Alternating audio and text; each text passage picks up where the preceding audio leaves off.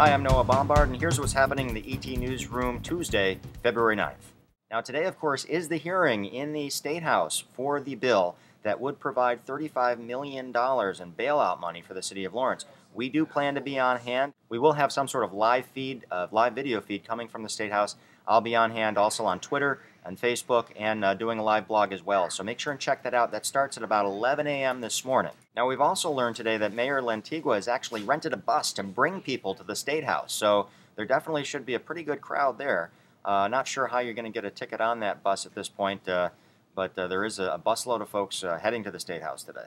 Now, you may remember last week we had the story of the jogger who was struck and killed in Methuen. The driver of that car, David Diaz, a 23-year-old, was arraigned in Lawrence District Court yesterday.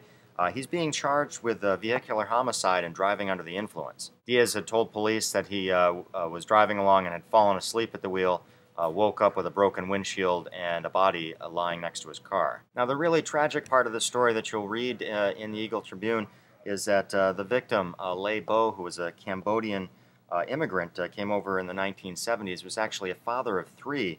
He had a 5-year-old, a 6-year-old, and a 7-year-old. A family member says he was a very dedicated father. The story today by our own staff writers Jim Patton and Yadira Bentas looks not only at the arraignment, but looks at Lê Bo and his life and what he meant to his family. It's a very interesting read and very sad story.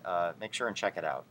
Now, for those of you following politics in Lawrence, there's a story today by our own Jill Harmasinski that you've got to check out. There have been a number of firings in the city of Lawrence since the new mayor took office, and Jill's story today stipulates that about half of those people who were let go, those jobs have now been re-advertised. Now, the acting personnel director says a lot of those positions are grant funded, so if the city does not fill them, they lose the money and they lose the services that those positions provide. Just a reminder that all these stories and a lot more are on EagleTribune.com right now.